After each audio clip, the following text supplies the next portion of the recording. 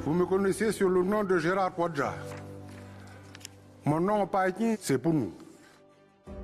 Mon père, c'est Auguste Kwadja, grand chef du district de Poinda, engagé volontaire au sein du bataillon du Pacifique pendant la Seconde Guerre mondiale, au cours de laquelle pas moins de 2000 Calédoniens, dont 1 millier de Kanaks, ont participé à la défense du monde libre.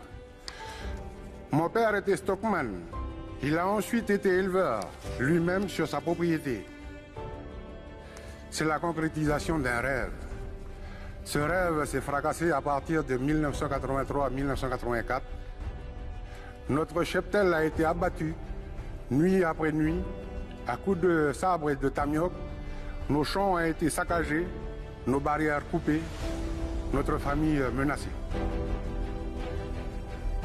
Parce qu'à ce moment-là de l'histoire, nous n'étions pas politiquement du bon côté. Nous étions du côté de la France, du côté de la République.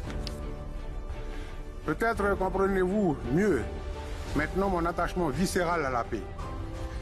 La paix que l'on a tissée depuis que deux hommes d'exception, Jean-Marie Tjibaou et Jacques Lafleur, ont su se serrer la main au lendemain du terrible drame d'Ouvéa.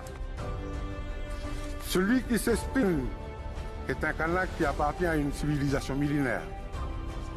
Il est calédonien aussi parce qu'il a décidé de partager son pays avec celles et ceux qui, depuis 165 ans, ont contribué à sa mise en valeur. Il est français enfin parce que la grande histoire du monde a voulu que ce soit la France qui, en 1853, prenne possession de cette petite île du Pacifique. Ce Kanak, ce Calédonien, ce Français aujourd'hui devant vous, revendique toutes ces appartenances qu'une grande partie des Calédoniens a appris à conjuguer.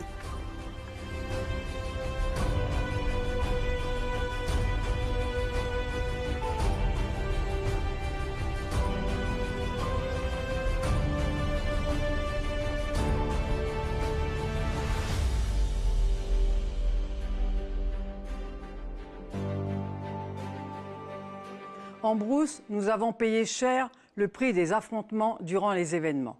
Et c'est pour cela que nous ne voulons pas entrer dans un nouveau tunnel de confrontation avec les référendums de 2020 et 2022. Reposer la même question aux mêmes personnes reproduira inévitablement le même résultat et cela ne fera que raviver les tensions entre nous avec des conséquences catastrophiques pour notre économie. N'attendons pas d'être au pied du mur pour dialoguer.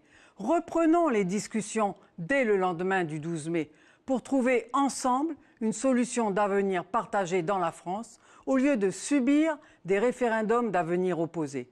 Le 12 mai, c'est ce projet que nous porterons avec vous pour notre province et notre pays. Ces dernières années, nos élus et parlementaires ont soutenu le développement de la province en défendant, souvent seuls, de nombreux dossiers à Koné, à Nouméa et à Paris. Le lycée de Pointe-Bout, l'hôpital de Koné, le bouclage électrique du Grand Nord, la centrale hydroélectrique de Puebo, le centre pénitentiaire et l'antenne de l'université de Koné, le barrage de Pointe-Bout, le remplacement des patrouilleurs de la marine, la prolongation de la défiscalisation de l'usine du Nord, la création de 3 brigades de gendarmerie, la défiscalisation de nouveaux bateaux d'armement du Nord. Le 12 mai, nous avons besoin de votre soutien pour continuer à défendre les intérêts de notre province et ses habitants.